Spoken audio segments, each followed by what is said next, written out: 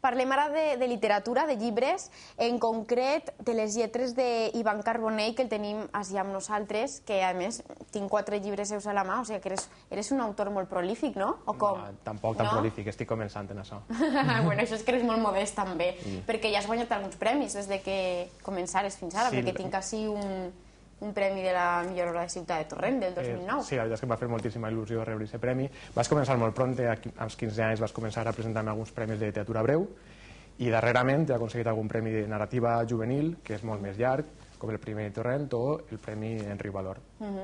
Que és del que anem a parlar, Sí. que és un llibre que no hem pogut portar perquè, com dèiem, encara no està publicat, però se publicarà. Es publicarà, serà un èxit de vendes sense precedents. Clar que sí. Ha guanyat, a més, una edició molt bonica, que és l'edició número 30 d'este concurs d'Enric Valor. Sí, a mi la veritat és que m'ha fet molta il·lusió perquè era la 30 edició del Premi Enric Valor, publicat per Edicions del Buient. Em feia una il·lusió especial perquè porta el nom del nostre mestre. Clar que sí. A l'acte vaig contar que feia 15 anys jo esperava que el primer premi que vaig guanyar me'l donara Enric Valor en persona, perquè ell solia vindre als actes de lliurament de premis. Aquell any no vingué, de manera que guanyar el premi d'Enric Valor, que porta el seu nom, ha sigut una manera de retrobar-me amb aquell jove de fa 15 anys. També vaig tenir la sort de conèixer el seu fill, que estava al lliurament dels premis, i m'ha fet moltíssima il·lusió.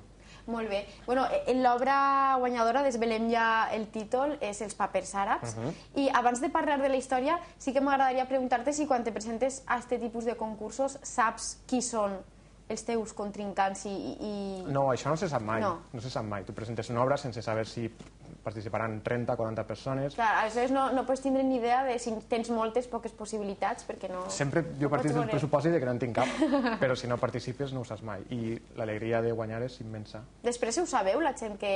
Per exemple, quan guanyes Ciutat de Torrent, després saps la gent que s'ha presentat? És difícil. Si algú del jurat teu compte, ho pots saber, si no, no. Molt bé, en aquest cas tampoc ho saps, en el cas dels papers àrabs. No, però segur que també eren obres molt dignes i molt interessants, però al jurat li va agradar molt més la meva. Sé que la decisió fou difícil, de manera que segur que es presentaven manuscrits molt bons, que potser en altres edicions guanyen, segur que sí. Molt bé, doncs enhorabona primer que res per aquest premi.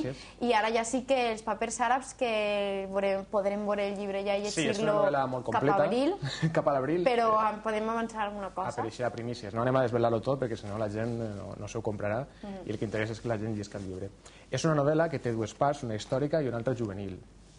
Un grup de joves que se'n van a Andorra i a Rialp, de Riba-roja i de Cocentaina, coincideixen, intercepten una carta d'un professor de valencià molt estrany, una carta xifrada, i a partir d'aquesta carta descobriran un antic tresor àrab, pistes que menen cap a un antic tresor àrab, i a poc, en la serra de Riba-roja, entre Vilamarxant i Riba-roja, aniran descobrint manuscrits àrabs, i d'ací el títol, papers, que remeten a un tresor àrab ocult. Un tresor que és la prova d'un acte de bruixeria, d'un pacte demoníac, que va passar fa molt de temps, i a més investigaran l'espí de Jaume Roig, on descobriran també pistes d'esta història, i tot això, les dues històries, la de joves i l'antiga, menarà cap a un final, un desenllaç molt interessant, que espero que a tot el món li agradi. Ja sabem què passa quan els joves busquen tresors, cosa que fan habitualment. A la serra també passen moltes coses, és que els joves s'enamoren, per tant hi ha una història d'amor, hi ha una història d'intriga i aventures. O sigui, que jo el que veig és que així n'hi ha moltes coses, no? Està la història de l'actualitat, del tresor, està la història dels àrabs, que també se deixarà veure moltes coses crec, no? Del període àrab. Hi ha fragments, hi ha altres històries antigues en què apareixeran personatges més en la línia històrica, que sí apareixen personatges antics, i per tant hi ha un salt cap al passat, cap a diferents segles del passat, de manera que sí que mescla diferents històries en diferents temps. I també m'has comentat l'espí de Jaume Roig, ahí també apareix la part literària de... Correcte, els joves quan estudien descobreixen coses, i una és que els nostres clàssics sabien molt de bruixeria, com el magnífic llibre Espí o llibre de les dones de Jaume Roig, és un manual per a saber com era la bruixeria al magnífic segle XV valencià.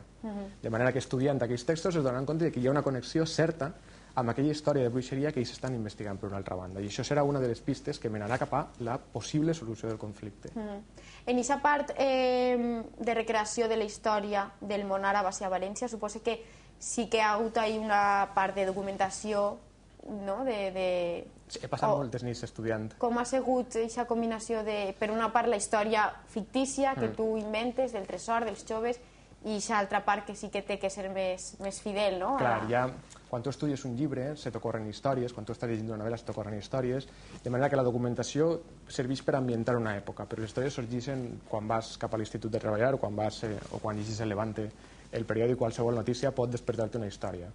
La contextualització és el que t'has de documentar per a no cometre errors.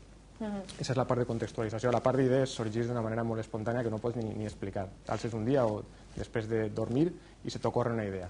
I què és més fàcil, Ivan? Ixa part de que de repente t'ocorreix una idea o lo de armar tota la contextualització i a més fer-ho d'una manera Molt bona pregunta. digna? És molt més difícil construir tota la novel·la. Les idees poden aparèixer de manera esparsa, però connectar-ho tot en una trama que sigui interessant, que el lector no s'avorrissa, que participi d'ella i que a més tinga un nivell ser cultural, que els ensenya alguna cosa als lectors, és molt difícil de construir. Ahí estan totes les dificultats. Pots tenir una gran idea i no saber desenvolupar-la i quedar-te únicament amb la idea.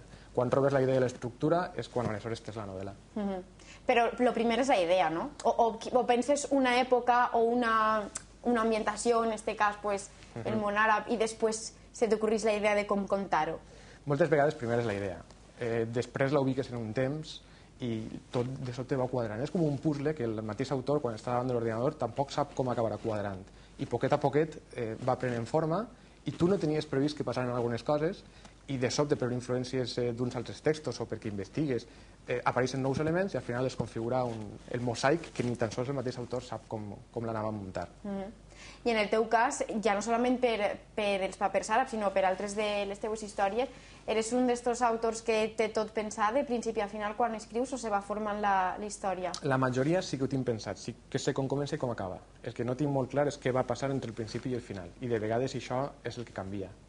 I apareixen línies noves que no tenies previst, o arribes a un moment de la novel·la en què falta una línia de tensió i incorpores personatges que no tenies previstos, i també t'ho passes molt bé, encara que patixes molt bé mentre vas construint la novel·la. Per si no se t'ocorre alguna cosa? Patisses molt perquè no només escrivim quan estem davant de l'ordinador, sinó que se n'anem a fer una altra cosa i la novel·la continua perseguint-nos. I de sobte estàs amb els teus amics o fent classe o on siga i penses, i a tal personatge què li passarà ara? De manera que mai desconnectes de la novel·la, únicament desconnectes quan la tens enllestida. És a dir, que et perseguís tot el dia. Però sí que és important tindre el final, per lo que tu has dit, des del principi. Una idea del final. El final pot canviar, però sí més o menys contaria que acabarà. Què va passar al final de la novel·la, no? Això és una idea que t'ajuda des d'un principi a dur-lo a un final. El desenvolupament és el que pot anar canviant. Si el desenvolupament canvia molt, al final també canvies el final. Però vaja, a mi sí que m'agrada saber com comença i com acaba.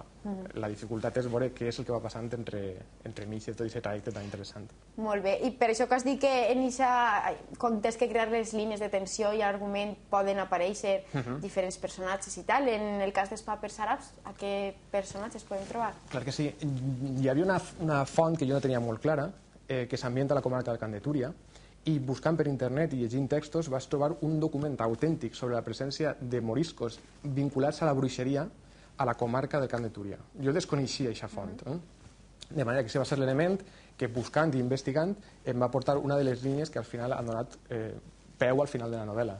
Això al principi de la novel·la no sabia ni que existia, de manera que mentre construïs una novel·la tu vas aprenent moltíssimes coses.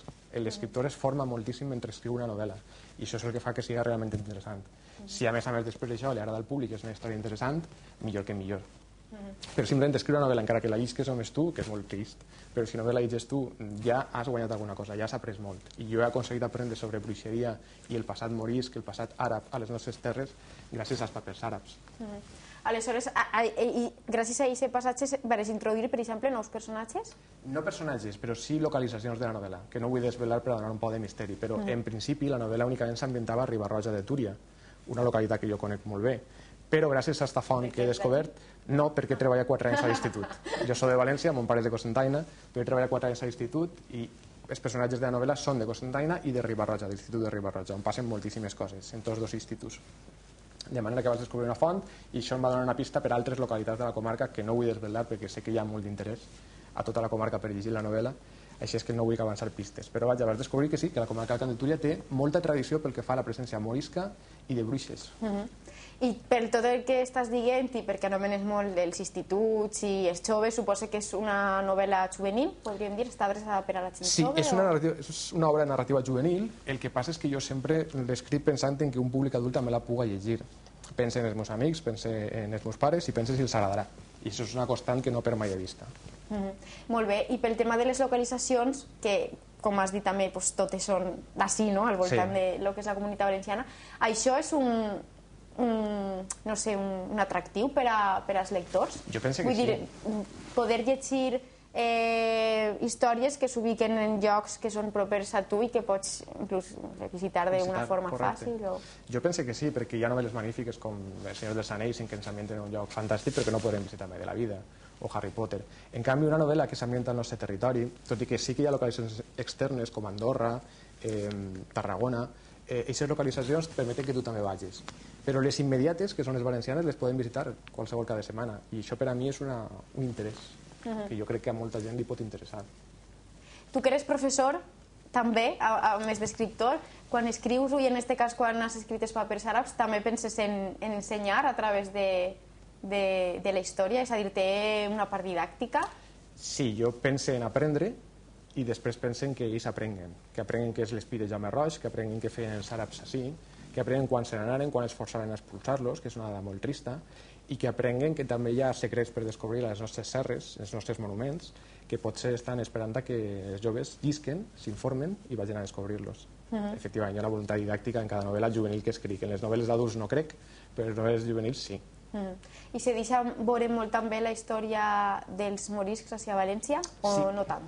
No massa, però sí que és important que els joves la coneguen per a conèixer la contextualització de l'obra, per a conèixer alguns personatges, per a conèixer què va passar amb els noms que apareixen a la novel·la. De manera que jo sí que crec que pot servir per a que s'introduïsquen en els llibres d'història, perquè coneguem moltes històries nostres, valencianes, i per què el 1609 van ser expulsats, igual que els jueus van ser expulsats en 1492, que es pregunten per què va passar allò, i que investiguen els noms dels nostres pobles, i que s'adonen que aquesta toponímia remet a unes persones que estaven així i que ja no estan. Molt bé, i tot i que encara no s'ha publicat el llibre, no sé si ja has utilitzat alguna persona de conillet d'Índies per a que llitja el llibre i a veure quina opinió té. Sí, hi ha escriptors que tenen un negre que els escriu, entre mi no m'agrada molt, però vaja, jo no, perquè no soc tan important, però sí que tinc 3 o 4 persones que es dediquen a llegir els llibres que jo escric abans de que jo els publiqui i em fan suggeriments. Un és Bombar, un altre són un amic meu, una altra amiga meua, i em serveixen moltíssim. Sense ells segurament moltes coses de la novel·la no estarien tan ben aconseguides, si és que estan ben aconseguides, i és gràcies a ells. I com han sigut les crítiques per a estos papers àrabs d'aquestes persones que tens tu ahí? Com m'estimen molt, els agrada molt, però vaja, en principi sí que els ha agradat, és una novel·la que es llig fàcilment. Seguint un poc la línia de l'anterior novel·la, El secret del Mas de la Pedra, que és un poc la continuació d'aquella novel·la, sí que hi ha una història de misteri i jo crec que això ens enganxa a tots. Després que aconseguim connectar amb aquest públic adolescent és més difícil, perquè aquests lectors són lectors madurs, d'acord? Però també segueixen prou bé la història i els agrada molt. És més difícil connectar amb el públic adolescent? De vegades els majors perdem de vista el punt de vista adolescent.